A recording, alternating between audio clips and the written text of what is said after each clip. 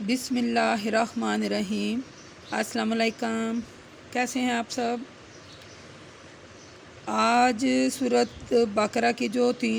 آیت نمبر 3 اور آیت نمبر 4 آپ کے سامنے بیان کی گئی تھی، اس میں اللہ تبارک و تعالیٰ نے جو مومنوں کی صفات بیان کی ہیں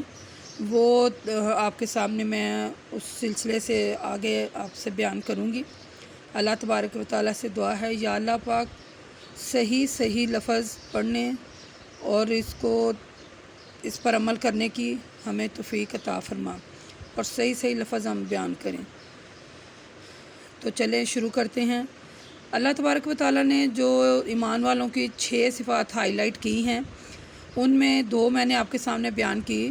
جو ایمان بالغیب ہے نمبر 1، اور نمبر 2 تھا نماز قائم کرنا، وَيُقِيمُونَ الصَّلَاةَ، نماز قائم کرنا۔ تو اس کے آگے تھا تیسرا تھا کہ وَمِمَّا رَزَقْنَاهُمْ يُنْفِقُونَ، یعنی کہ اللہ تعالیٰ کے راستے میں خرچ کرنا۔ جو اللہ تعالیٰ نے آپ کو مال و دولت دی ہے، اس کے بارے میں اللہ تبارک و تعالیٰ آپ سے پوچھیں گے کہ جو تمہیں میں نے مال و دولت دی وہ تم نے کہاں خرچ کی۔ یعنی مومنوں کی یہ صفات نمبر 3 ہے کہ اللہ تعالیٰ کے راستے میں خرچ جو لوگ کرتے ہیں وہ بھی مومن ہیں۔ ادھر اس کی تفسیر میں ہم جائیں گے کہ متقی لوگوں کی تیسری نشانی یہ ہے کہ وہ اللہ تعالیٰ کے راستے میں اللہ تعالیٰ کے دیے ہوئے مال میں سے ہی اللہ تعالیٰ کے نام پر خرچ کرتے ہیں۔ انسان مال و دولت کمانے کی کوشش کرتا ہے، لیکن اس کی کوشش بارآور اور نتیجہ خیز تب ہی ہوتی ہے جب وہ اللہ تعالیٰ کے دیے ہوئے میں سے خرچ کرے۔ اگر آپ اللہ تعالیٰ کے دیے ہوئے میں سے خرچ کرتے ہیں تو اللہ تعالیٰ اور آپ کی رزق میں اضافہ کر دیتا ہے اور آپ کا رزق اور بڑھا دیتا ہے اور اس میں کشادگی ہو جاتی ہے۔ مثلا اسی طرح اگر انسان کمائے، وہ اللہ تعالیٰ کے راستے میں خرچ نہ کرے۔ اللہ تعالیٰ کے راستے میں خرچ کرنے کا مطلب ہے کہ یتیموں کا خیال رکھے، مسکینوں کا خیال رکھے، راہ گیروں کا خیال رکھے، مسافروں کا خیال رکھے۔ سب سے بہترین جو ہے وہ اپنے والدین پر خرچ کرے اور اپنے اہل و عیال پر خرچ کرے، اور سب سے بہترین جو کمائی ہے، جو سب سے بہترین جو صدقہ ہے وہ اس عورت پر خرچ کرے جس کا شوہر فوت ہو گیا ہو اور وہ بیوہ کی زندگی اپنے والدین کے گھر میں گزار رہی ہے۔ آپ جانتے ہیں کہ جن عورتوں کا شوہر وفات پا جاتے ہیں اور وہ اپنے والدین کے گھر میں، اپنے بہن بھائیوں کے گھر میں رہتی ہیں اور والدین بھی نہ ہوں، تو وہ اپنے بہن بھائیوں کے گھر میں کس طرح کی زندگی گزر بسر کرتی ہے۔ تو آپ ان لوگوں کا بھی، ان عورتوں کا بھی خیال رکھیں جو کہ اس طرح اپنی زندگی گزارتی ہیں۔ اس میں اللہ تبارک و تعالیٰ نے قرآن پاک میں فرمایا کہ اے رسول، آپ ان 2 شخصوں کی مثال بیان فرمائیے جن میں سے ایک کو ہم نے انگور کے 2 باغ عطا کیے اور ان کے چاروں اطراف کھجور کے درخت لگا دیے اور ان کے باغوں کے درمیان میں ہم نے کھیتی پیدا کر دی۔ آپ نے وہ بات تو سنی ہوگی کہ ایک شخص تھا تو اس کے پاس ایک انگوروں کا باغ تھا اور سب سرز کھجوریں بھی تھیں اس کے پاس، ان کے بھی باغات تھے۔ تو وہ جب بھی وہ کھجوروں کا اور انگوروں کا پھل کا موسم آتا تو اس کو پھل لگتا اس کے باغ میں، تو وہ اس میں سے فقیروں کو، سائل جو مانگنے والے ہیں ان کو، اپنے قریبی رشتہ داروں کو، اپنے عزیز و اقارب کو، اپنے ہمسایوں کو، اور بھی اسی طرح وہ جو پھل تھا وہ اس کو سیل بھی کرتا اور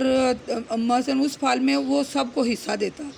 تو وہ پھل سیل کر کے اس کا زر مبادلہ بھی کماتا۔ تو ایسے ہی وہ جو باپ تھا وہ ایسے ہی کرتا تھا کہ جب بھی پھل آتا، جب بھی موسم آتا وہ پھل دیتا تو وہ سب کا حصہ دیتا۔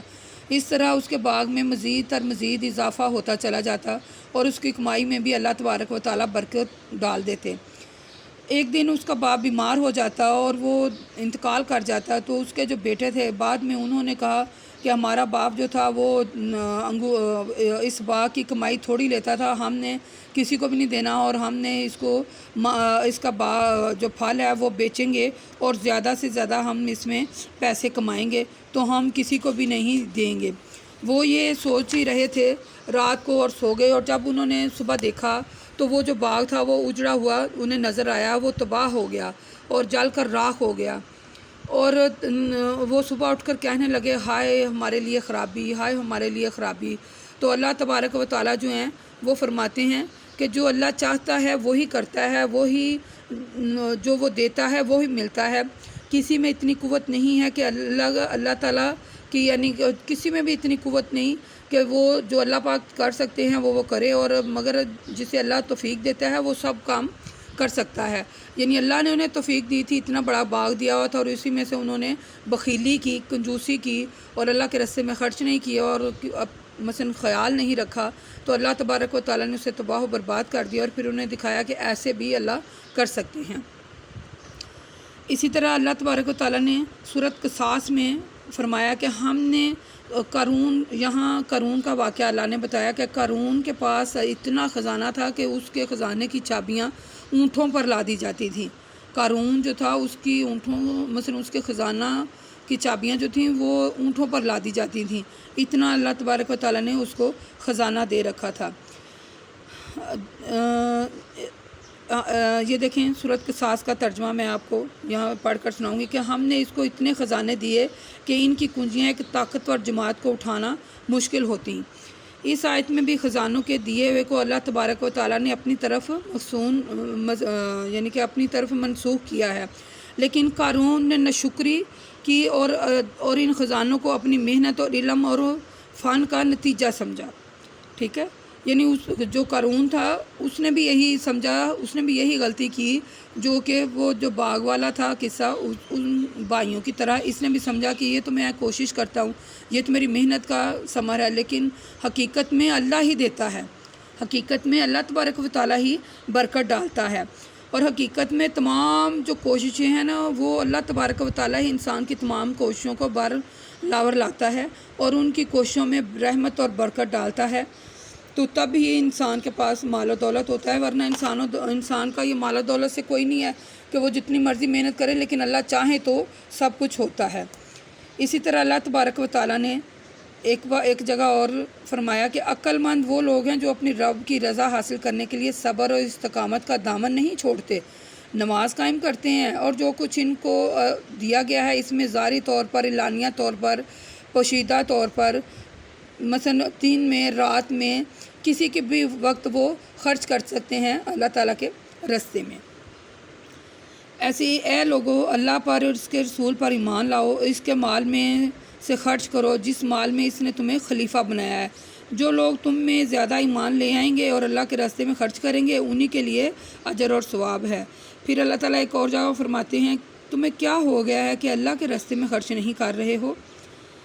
پھر اللہ تعالیٰ سورۃ ابراہیم میں بھی فرماتا ہے اے رسول میرے ان بندوں سے جو ایمان لے آئے ہیں کہہ دیجئے کہ نماز قائم کریں، اور جو مال ہم نے ان کو دیا ہے اس میں پوشیدہ طور پر اور اعلانیہ طور پر خرچ کرتے رہیں، قبل اس کے کہ وہ دن آئے جس دن نہ خرید و فروخت ہوگی اور نہ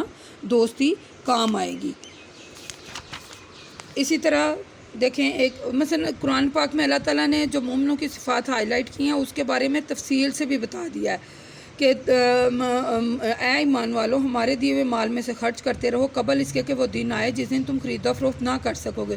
یہ دن قیامت کے دن کا جو ہے نا اس کا ذکر ہے، یعنی اس کی طرف اشارہ کر رہا ہے کہ اس سے پہلے کہ قیامت کا دن آ جائے تو وہ تمہارے یعنی دوستی بھی تمہارے کام نہ آئے، کوئی سفارش بھی تمہارے کام نہ آئے، اور تم اس سے پہلے کہ وہ دن آ جائے تم اللہ تبارک و تعالیٰ کے دیے ہوئے مال میں سے خرچ کرتے رہو اور نماز پڑھتے رہو، اور اعلانیہ طور پر اور خفیہ طور پر،